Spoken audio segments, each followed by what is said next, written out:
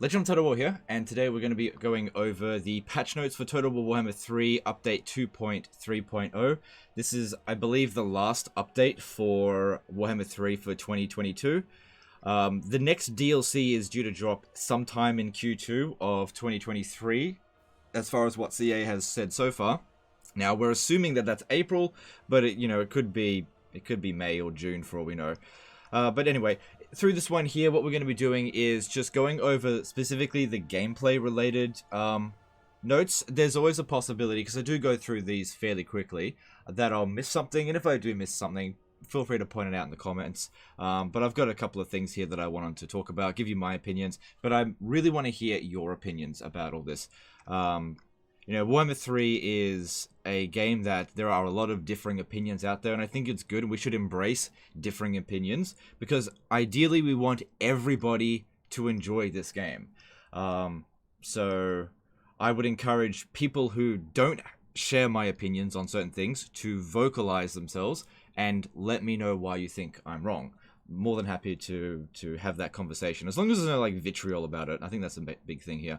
Alright, so let's go through these notes here and see what's coming for the game. So some of the highlights here: customizable endgame scenarios make their way to multiplayer. That's not something that I'm going to focus on, because I don't do any multiplayer whatsoever. I only focus on single player. That's the big thing on this channel. If you do like multiplayer, that's great for you, but it's just not something that I'm going to be reading over that much here. The 8 original Warhammer 1 Lords receive brand new selection videos. That's cool. I don't think that's a big deal, but that's cool. Landmarks for Mortal Empires and the Realms of Chaos map arrive in Immortal Empires. This is definitely good, because I think what that'll do is give you more incentive to capture certain settlements, extending the possible gameplay that you can do in a particular campaign, reducing campaign fatigue. It definitely feels a lot better when you capture a landmark and build that landmark. It sort of gives you a little bit of an endorphin boost to keep your campaign going. I think that's something that Warhammer 3 is currently missing, especially with me. Is that I'm finding myself quitting my campaigns at around turn 40, turn 50, where previously I'd probably drop them about turn 80, just because I'm running out of massive challenges or landmarks to go and get. I'm not really building stronger armies, and so it just feels like I'm not really doing anything anymore. So this is something that'll improve that. Further tweaks to victory objectives. Yep, that's good, I guess. I'm not going to focus too much on victory objective stuff. Sweep of balance changes. Yeah, there's always a bunch of balance changes. I don't really focus on that too much, because most of the time that just affects multiplayer, but there's a couple of things here that I want to address. Changes to how the AI dodges spells, artillery, and other ranged attacks. Yep, we'll get to that as well. Alright, let's go through this, and I'll be going through it fairly quickly, so once again, if I do miss something that you think is important, feel free to let me know. But yeah, if I go through it and read it word for word, it'll take like an hour, but if I summarize and go over things that I think is important, we might be done in here in 30 minutes. We'll see how we go. Okay, so before we get into more of this, I want to point out as well that I'm doing a 24-hour charity stream at the end of the year, and it'll be a This Is Total War campaign if we hit 455,000 subscribers. We're just under 5,000 subscribers from that goal, and we've got more than a month to hit it, so that we're well on target. But if you haven't yet subscribed and you want to see me suffer in a campaign for 24 hours, then subscribe. You can always unsubscribe later if you want to, cheese this system. I don't really mind. But yeah, I'd appreciate every subscription. Everybody's welcome on this channel. Okay, so let's go through this. So, general updates. Added large number. Yep, we already covered that. So that was all good stuff. Landmarks. Added 10 settlement slots. So I don't think they've added more settlements, they've just changed some of the existing settlements to 10 settlement slots. That is all good stuff. Yeah, not important, not super important. Oh, this one here, that's just funny. Like, you'd be in the desert and then suddenly you'd be fighting in like a snowy area, or you'd be fighting in the Chaos Waste and then suddenly you're in the jungle. That's just funny. It doesn't really make a gameplay problem, I think. Bretonnian unique resource chivalry if would appear as if it grant to other non-Bretonnian factions, right? Yeah, the thing with Bretonnia, which isn't addressed in this patch here, is the walls for their minor cities. That's something that I've noticed a few people popping up about. Attacking an army while in ambush stance will no longer prevent your opponent from bringing reinforcements. This is a big exploit. So it's definitely something that I do in my campaign. You see me do it. It trivializes things. So what you, in case you're not familiar, this is what you do. You go into ambush stance, and then you attack, and enemy reinforcements won't show up. So it's especially useful if you're dealing with War armies, you just don't have to deal with the War. But you can still bring in your reinforcements, right? So it's like Lightning Strike, except better. So they've fixed that, which makes sense. That was a pretty egregious exploit that's very easy to do. Let's see here. That's not important. I don't think that's overly important. Yeah, that's good. Unit coordination when queuing up units entering a single breach. Yeah, so generally pathfinding here seems to be better, but we'll have to wait and see how that actually plays out. You know, sometimes they put stuff in the patch notes and it's not 100% true, but at least it lets us know that they've at least attempted to do something about it. Fix an issue where one faction's currency would be replaced by another. Yeah, I had that. It's not that big, just a graphical bug. Offering to join war alongside an endgame faction to fight a hated enemy will now always grant. Okay, so that only happens if you've enabled diplomacy with endgame factions, which is not the default, but that's fine if you do that. Vassal factions will now join their master's war once again. Yep, that was pretty funny that they didn't before. They sort of fixed a long-standing issue in the previous patch where you could declare war on a faction's vassals to bypass their alliances, and also if you're playing as Nakai, your allies would declare war on your vassal, basically nullifying your alliances. It would be super annoying, but now they can't do that. So vassals should now work essentially as they were always intended to. It took them a long time, but I think they finally got there. Sword of Cain stuff, yeah, that's just not that big of a deal there. Yeah, I've seen some. This is rare. I've seen Dark Fortresses be like grassy plains, because there's no walls there apparently. So hopefully they fixed all of those. Dilemmas with the target a character with loyalty will now show the character's loyalty with the character portrait. This is really good because, for example, if you're playing as Skaven and a loyalty dilemma comes up and you've got loads of characters and you don't know which character it is and you can't remember off the top of your head what their loyalty was, you know, it could say something like -5 loyalty or +5 loyalty. If they're close to rebelling, then obviously you don't want to do the -5 loyalty, but you just don't know. You can't go and check unless you just remembered what that was. So being able to see what their loyalty is gives you a more informed decision. So that's very good for loyalty-based factions. So that's Dark Elves, Skaven, and Vampire Coast. That's all going to help them. The AI is now more likely to accept a peace treaty when far away from the player. That's good, I guess, because long-distance wars don't really benefit anyone, especially not the player. And the AI selection, okay, that's whatever. Fix an exploit wherein the underway teleport tunneling stances could be used to bypass the Great Bastion and Mortal Empires. I don't think I ever did that, but that's good that they fixed it, I guess. So they've noted here that crumbling damage was increased in the previous update, and now they're toning down the leadership so that undead units will crumble a little bit earlier. I think that's going to very badly affect some of the Tomb King units, especially their low tier stuff, especially on very hard battle difficulty, but we'll get into that a bit. So now we're going into the faction specific stuff. So Bretonnia, bit of feedback in there. Infantry too costly, cavalry too weak. That's kind of always been the case, that their infantry has been trash. I've always felt that their cavalry is fairly decent, but I don't know. So let's have a look here. Oh, here we go. Fixed an issue where Bretonnia lords could have cavalry with 0 upkeep in their armies after being disbanded and recruited. Oh, the free knights cheese is gone. Oh, that's been around for such a long time and I loved it. You don't need to do it as Bretonnia, but this is one of the things that made them a top tier race if you did this kind of stuff.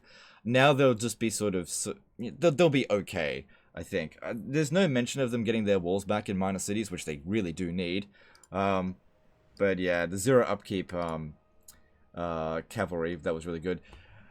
However, you can still get very close to 0 upkeep in the late campaign across all of your armies if you get enough of the fields. Because that reduces the upkeep cost -3% faction-wide. And since they don't have supply lines, you get enough of them, like 33, and that's it. Free upkeep, so... But then again, at that point, you'd have won your campaign anyway. So, a bunch of stat changes here. I'm not going to go too much into that. Formation Lance. This is interesting. Added a 50% mass multiplier. And reduced melee defense while in Formation Lance. So, that's interesting. I'm not sure if it's still worth using, because my biggest problem with Formation Lance is that it would penetrate a unit, right? But not kill it. So it would charge in, and then units at the front would be stuck in the middle of an infantry unit. Those men would stand back up, and then you would try to cycle charge, but then those units would be stuck, and you wouldn't have done very much damage because you just mostly just knocked them down. So if you're adding a 50% mass multiplier, hopefully what's happening now is that these units are getting thrown back a lot further, so that you can actually pull back and cycle charge. Hopefully that's what happens, but we'll wait and see. That doesn't look super appealing though. Alright, Dark Elves. So Dark Elves is a race that I think has been done dirty in Warhammer 3 for the most part. You guys let me know in the comments below what you think. Whether or not you love the Dark Elves or hate them in their current iteration or previously, just let me know. We've had numerous conversations about the Dark Elves, but I feel like the slave mechanic is just so... what's the word? So rigid and unintuitive that they're going to be making tweaks left, right, and center, but the core problem is that the design of the system itself is just so bad that they're never going to get it right. They might get it to be tolerable, but they're never going to get it right. I think they needed basically the slave overhaul needs another overhaul. It's just not interesting. But yeah, we'll go into details about that. Because yeah, in the previous update, they made it really punishing with the slave mechanic. So what they've done here, they've decreased the slave decline rate on income and port building so that it scales linearly. That's good, because yeah, what it previously did was like, you'd be at tier 1 port and it would give you 200 gold or whatever, and then it would cost you 10 slaves per turn. And then at tier 5, it costs you 100 slaves and give you 500 gold. So you're paying way more slaves per gold that you're getting. But if it scales linearly, then that would obviously be better. Or was it 800 gold? Whatever the case is, the more you upgraded, the less efficient it became. Increased the base slave cap by 500. Cool, I guess. Added an effect to Hellborn that grants additional 500. Cool. The upgrade 3 technology additionally now decreases slave consumption by 25%. That is definitely good, for sure. You'll probably never get to the point, whereas in Warhammer 2 you could get the slave decline rate to 0%. That's really the thing that made the Dark Elf economy just project into the stratosphere in Warhammer 3, because you would just get to a point where you just stopped losing slaves, and so it was just money, money, money. But that doesn't happen in Warhammer 3. They've put in systems to prevent that. And the Dark Elves now gain slaves through raiding in proportion to the income rated region. So it depends on how much. I mean, you could end up being like walking into Marienburg with a full stack and be like, raid stance, 5 slaves per turn. That could be the case. And if it's the case, it's trivial. Or it could be the case of gaining like 400 or 500 slaves. Won't know exactly what it is until we actually go and play it, which I haven't done that yet. Alright, multiplayer stuff I don't care about. Okay, dwarfs are basically not getting any serious changes as Belagar, Ironhammer's ancestor hero, Drama Hammerfist no longer starts with a skill that locks out part of his skill tree. Yeah, so he starts off with one of his mutually exclusive skills already unlocked, so locking his other ones. Grand Cathay, Yin and Yang buildings may now once again be converted to the opposite type. Added Yin Yang indicator. Okay, cool. Yeah, this is minor. Greenskin stuff. This is all here, pretty minor. Minor. Some interesting stuff here with Grom the Paunch, because apparently his 4th ingredient slot could be locked out permanently. This stuff here affects custom battles. It's not that important. So greenskins are more or less not getting changed too much. The High Elves are definitely tolerable now in Warhammer 3, whereas I hated them at launch, but I think they're much more tolerable now. I understand how you can get their confederations going. It happens a lot later than it used to, but at least it is possible. And at least you're not in a rush to sort of rush confederate Imric, which is what you did in Warhammer 2, because he would always die, but in Warhammer 3 he doesn't. So that's, whatever. So some aesthetic changes there. Tyrion Sunfang quest battle will now spawn all the required enemies and can now be completed correctly. This is really good. I had to use a mod in order to do Tyrion Sunfang quest battle, because you have to auto-resolve it. Because otherwise you just couldn't finish it. The reinforcements would never show up. So technology, military advancement, trade advancement, culture advances now provide a small bonus upon research. Doesn't tell you what exactly, but there's a bonus. Multiplayer stuff, whatever. Okay, Khorne stuff, very minor changes here. Khorne's in a really good place, so that's fine. So Kislev, let's see here. Aesthetic stuff, just gonna gloss over that. Fix an issue where Boris Ursa's quest item, Armor of Ursun, wasn't being awarded in Immortal Empires. Yeah, that would have been very annoying. Good thing they fixed that. I think that's fairly minor. That's fairly minor as well. Lizardman. Let's have a look here. So these are all aesthetic changes. Just glossing over that, focusing on actual gameplay stuff. Tehenowin will now gain sacrificial offerings when looting and sacking settlements, as it was in Warhammer 2. I'm fairly sure it'll just be like 50.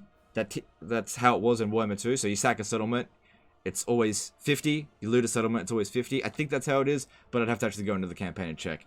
Either way, it's good, because getting some is better than none. The spawned army from Nakai's lingering pestilence dilemma now spawns with the buildings. Cool. Norska. I've probably played Norska more than any of the other Warhammer 1 and 2 races in Immortal Empire, surprisingly. Probably because I didn't play them at all in Warhammer 2, because they sucked. And even though they've been nerfed a lot since launch, I still find them quite enjoyable. It's a little bit on the easy side. I kind of finished my campaigns at like turn 40. But I do enjoy how Norska plays now. So fixed number of cases of Norska monster hunts breaking, which that is annoying. We had that problem in Warhammer 2 as well, so good if they can fix that. Kiha the Tormentor no longer granted the Chaos Dragon mount. That does nothing. He's now permanently mounted on the beast. Cool, I guess. And then minor changes there, not really a big deal. Nurgle. Nurgle's one of those factions that is just a bit weird, where it may even be the weakest faction in the game currently. So these ones here look like aesthetic changes that aren't really going to make a big difference to actual gameplay. The only gameplay change here is a Great Unclean one. This is a fairly interesting one, where they got some stat buffs, but the entity radius has been reduced from 3.5 to 2.5. So graphically it should remain the same, but basically this guy here, as far as the game is concerned, has just lost like 1,000 pounds around his waist. So by having a smaller entity radius, that means that there will be fewer number of units that can hit the unit at the same time. This is the problem with Dreadsaurians as well. Their entity radius is fucking huge. That's why they get hit so often. And it's the same problem with the Great Unclean ones. And they even mentioned that there. So that is good for them, because yeah, the Great Unclean ones, I feel like they are the weakest of the greater demons. Okay, Ogre Kingdoms. I feel like the Ogre Kingdoms are fine. This is mostly to do with victory conditions, and that's fine. Yeah. Skaven. Okay, Snitch's Clan contract timer no longer resets when loading a save game. Yeah, that was annoying. It would always like put it down to 0 constantly, and that would mean if you were loading from a manually resolved battle as well, so it was hard to tell when your next contract was going to come in. Skaven Plagues will now apply the correct set of effects to armies. I reckon the Skaven Plagues are more devastating than any of the Nurgle Plagues. Which is pretty funny, because Nurgle's supposed to be more devastating with plagues. I think the Nurgle plagues are just annoying, that's all. And then just stuff to do with problems with the Brood Horror mounts. Fix an issue where a hero would not spawn for the Rite of Doom if the target to spawn them was under siege. So that's for the Warlock Engineer. Bunch of cost changes there, which I'm not going to focus on. Shadowy Dealing Burglarize. The text now correctly mentioned that the ability steals items as well as ancillaries. Cool. I don't know why they've nerfed Flensing Ruin here, because that was always one of the worst spells in the game. I just don't understand why. I would never cast that spell in the first place, and now that you've ensured that I really will never cast it. So whatever. Slanesh. I feel like Slanesh is in a pretty good state at the moment. Couple of aesthetic changes there. Yeah, no significant campaign changes to Slanesh there. The Empire, I feel like a lot of things do need to be fixed up with the Empire. Fix the number of the Empire Runefang weapons being locked to specific legendary lords. Thanks for nothing, Carl. Yeah, so that's for his quest item. He couldn't give it to anyone else, because he's one of the only characters in the game that has 2 quests that are for weapons. But obviously you're going to get Galmaraz, right? So what are you going to do with his other weapon? Just sits there in the treasury doing nothing, which in Warhammer 2 you could gift to other lords. But I'm glad they fixed that. So let's have a look here. So there's a bunch of goofy stuff in here that's been going on with handgunners and artillery, but that's fine. Fix an issue where the Empire Electrocount events would stop triggering during a campaign. Yep, I had that problem in my early game guide for the Empire, where we were trying to keep Hochland alive, but the events stopped popping, and I was missing out on saving Hochland, and also missing out on Imperial Authority because of that. So that was extremely annoying. I'm glad they fixed that. Maybe I should have done that that guide after this, but I didn't know that was coming. Anyway, Then there's a bunch of like changes here. Perfect Vigor for Steam Tanks, which, you know, that's fine. Carl Fran's personal leadership skill, Indomitable, has been replaced by a health skill, Tenacity. That makes a lot of sense because Indomitable is pretty much useless if you get his Unbreakable skill. You don't need leadership if you're Unbreakable, and having extra hit points for Carl Franz is really good. Tomb Kings, I've always felt like the Tomb Kings are one of my favorite races, and I think they're kind of weak on the battlefield, but they got some interesting campaign mechanics. At the very least with the Tomb Kings, strong or weak, they're at least a very fun faction to play, I find. Okay, so endgame no longer apply additional upkeep reduction to Tomb Kings, as they already have 0 upkeep by default. That's whatever. No impact there whatsoever. Cetrus, okay, whatever. Alright, so look at this. All of these units are getting their leadership reduced by a fair bit. But if you have a look here with like Skeleton Warriors and Skeleton Spears. So Skeleton Spears used to have 45 leadership. Really? They had more leadership than Skeleton Warriors, but they're losing 10 leadership there. That is a massive nerf. This is a bit of a problem if you play on very hard battle difficulty, because 35 leadership is to the point where units become basically useless, because what ends up happening is on very hard battle difficulty, you lose 4 leadership straight away, so it goes down to 31 leadership, and it's very easy to inflict 30-odd leadership penalties very early on. So this unit will start crumbling way earlier than it used to. So if you're playing as the Tomb Kings with these sort of armies, you have to try to win your battles faster. So that makes the melee infantry significantly less valuable there. Now, I really felt like their leadership before was fine.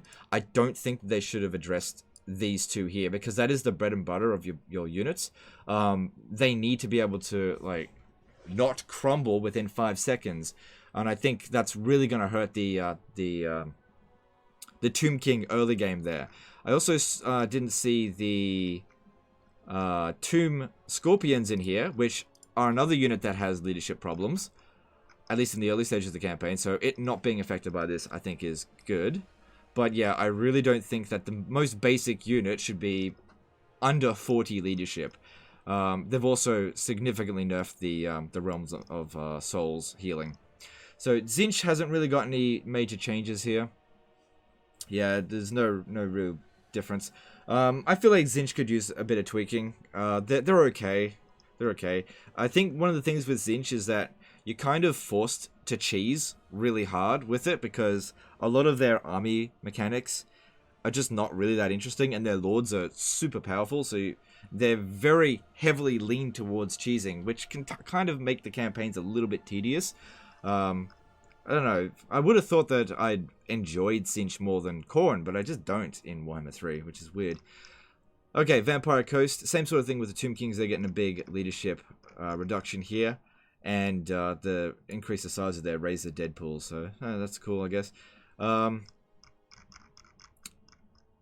Admirals that can be recruited from the Vampire Coast technology tree now list their spells lore in the technology tooltip. That's cool. So the Black Periapt. This is a really good item because it allows you unlimited Winds of Magic, because you can just keep using it over and over again. It doesn't have a limit of casts, unless they've changed that. But they have nerfed it now. So you can still apparently get unlimited Winds of Magic, unless they put in a usage limit. Just not quite as quick. They really don't want you to get a lot of Winds of Magic in Warhammer 3. They're cracking down on that stuff. They've also done the same thing to the Forbidden Rod, apparently. Another thing is that I'm not sure if that is for custom battles, because it makes it like this is an item that you can put on in custom battle for that particular unit. But if you find this item in campaign, does it still do this, or does it have the old effect? I don't know. Because the thing is, with the Forbidden Rod here, they've actually listed it twice, which I don't know why they did that. Isabella had a few issues with her campaign, missing spellcasting animations there. Isabella von Carstein fixed some of Isabella von Carstein campaign skills appearing out of order compared to other Vampire Count Lords. Yep. I don't think these are... that is definitely a big issue there. You want to be able to get those blood kisses. So, once again, the Vampire Counts being an undead unit there, they're going to have earlier crumbling. I think that's what this change here is supposed to do. But I think they should probably keep it away from like the super low leadership units. When you drop below 40, it's really a problem for very hard battle difficulty. But we'll see.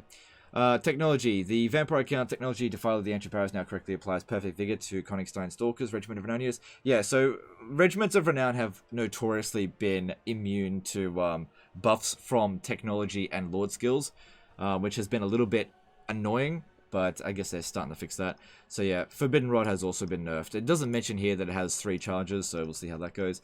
Warriors of Chaos. Bellacor's got a few things getting fixed up. I don't think there's any major changes here, apart from the fixing issue where Be'lakor could reapply the Demon Prince conversion timer to a character that was already being tracked. So, for example, you do a hero action on one, and they have a 10-turn timer, and then you defeat them in battle but don't kill them, and then it just resets it back to 10, which would be pretty frustrating for you.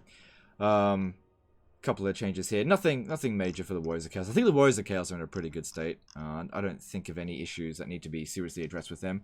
Wood Elves, I feel like, are pretty good. I'm glad they didn't change anything with Taliesin, because that gives a really interesting campaign if you want to go this is Total War. Fix the number of Wood Elves, red skill lines not being applied to correct units. That's good, let's fix that. Yep, that's cool. Dryads now apply the correct... Yeah, okay. Fix multiple objective issues with Dryker's Coadil Unchained quest battle. Yeah, so that currently, well previously, couldn't be completed, so you couldn't get Coadil. At least now you can. And then just one unit's getting a bit of a boost there, which is just a bit weird, just one of them. And those are the only factions that got some tweaks there. So from all of those, I'd say that the Dark Elf stuff is probably still the stuff that they really need to look at if they want to make Dark Elves more popular. I think they also need to really have a look at the Empire a bit more and do something with the Imperial Authority mechanic, like where you could just maybe spend prestige to get Imperial Authority, something along those lines, because I think at the moment the system is just not really very fun, and they need to make it a little bit more engaging. And random events popping up, random dilemmas, it's not really good mechanics. They need to make it a little bit more active, a bit more and a bit less passive. Okay, so another thing to point out is that the Realms of Chaos, once again, is getting no real changes. Now, addressing this little issue here, for those of us who already have Warhammer 3 Immortal Empires, most people probably don't care that the Realm of Chaos isn't getting any changes, right? But you should care. Now, and Creative Assembly should care as well, because you got to consider this. Warhammer 3 is the latest Total War game. Now, not everybody that's ever going to purchase a Total War game purchases it at the beginning of the when it comes out. There are still people out there who don't know anything about Total War and will one day purchase Warhammer 3. And if they only purchase Warhammer 3, they will be subjected to the bullshit that is the Realms of Chaos campaign. And the chances are pretty high that they will be put off from purchasing other Total War products because of it. So I think it's in Creative Assembly's best interest, since the Realms of Chaos is an introductory campaign to this franchise, that they should really go and have a look and try to fix up the Realms of Chaos for those people, because it benefits everyone in this community for this community to get larger, because that makes more money for Creative Assembly, and hopefully that means that money gets funneled back into the game, although realistically that money just ends up in some fat fucker's wallet, and they don't even pay their staffs particularly well. But who knows? Whatever the case is, it would be better if the initial experience for somebody who is just being introduced into Total War was better. Currently, what I try to do is, if somebody asks me, I'm new to Total War, I've never purchased a Total War game before, which one should I purchase first? I always lean them towards Warhammer 2, because the Vortex campaign, in my opinion, without purchasing all 3 campaigns, obviously Mortal Empires and Immortal Empires are the 2 best overall campaigns, but you can't expect somebody new to the franchise to purchase, $180 worth of games on something that they're not 100% convinced on. And so if you tell them to play the Realm of Chaos first, they could be really off-put, but Vortex campaign is a little less bullshit. It's not a great campaign by any means, but it's less bullshit. So yeah, I do hope that they fix this up a little bit, but I get that a lot of people probably don't give a crap about this just because they're done with it. Like, I'm done with the Realms of Chaos. I'm never touching that crap again. But I'm thinking more about the people that are, in the future, going to try it for the first time and be subjected to this absolute asinine, stupid piece of shit campaign. The worst Total War campaign ever designed, by the way. In my opinion. You guys let me know what you think about the Realms of Chaos as well. I know I'm extremely opinionated about the Realms of Chaos. I hate it. Anyway. Battle difficulty AI behaviors. 2.3 will have better control over battle difficulty. Yeah, so basically here, if you're playing on easy and normal difficulty, the AI is not going to dodge your artilleries and spells quite as much. I know a lot of people have been complaining about that. I play on very high battle difficulty, so I'm expecting no changes. That's fine. I didn't really have any problems with them dodging it. Usually what you just have to do is predict where they're going to move, try to like carpet bomb them, or pin them down. So that's fine. And then range unit target selection. Pretty much seems the same as it was before, but we'll have to see. Make adjustments where needed. If they start shooting at our small single entities, then I can waste their ammunition again. If they don't, well, then I Lord Snipe. It just depends on what they do. Whatever they do, I just do what they don't expect me to do, and that's how I come around it. Until the AI is able to adjust to that mindset, they're never going to be able to overcome me with those sort of situations. And most other, you know, high quality players, or, you know, abusers, whatever you want to call it. Okay, this is just reiterating a lot of that stuff. Okay, let's have a look here. Fixing number of characters being way too close to portholes. Yeah, this is all just aesthetic stuff. I mean, it's good, but it's not something I want to focus on. Audio and UI, that's good stuff, but not what I want to focus on.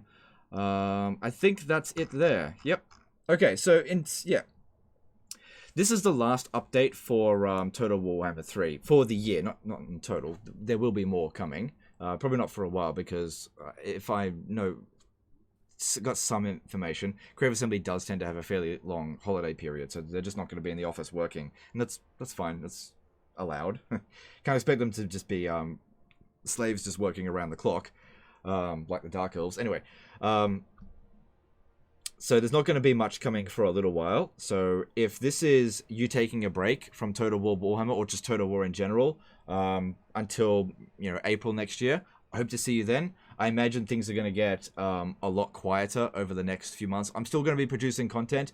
This isn't the kind of patch that I think is any serious improvement that's going to bring me back to live streams just yet. We still got that live stream at the end of the year for the 24-hour stream. Obviously still going to do that. Don't forget to subscribe if you want to see it, as this is a Total War campaign.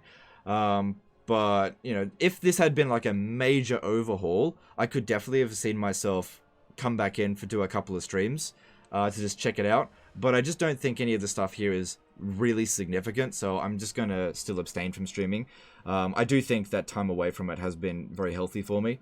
Still going to be producing videos, so I hope you guys will keep sending in disaster battles, doomstacks, and that kind of stuff. I'm also opening it up to other Total War games now, since interest in Warhammer 3 has continuously dipped, and I imagine it's going to dip further in the holiday period. So I'm going to find myself strapped for like good disaster battles if I only focus on Warhammer 3.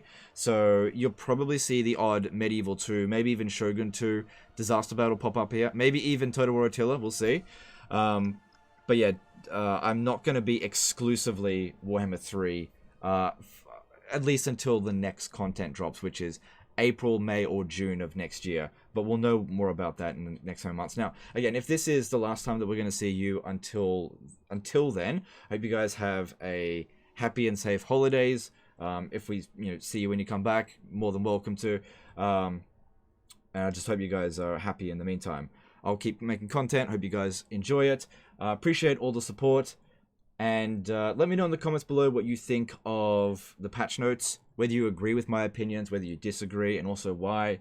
I always read the comments. I usually just don't respond to them. I just sort of take that information and then talk about it later down the track in these kind of videos. Anyway, that's the end of this one. Appreciate you guys, and I'll see you next time, fuckers. Bye.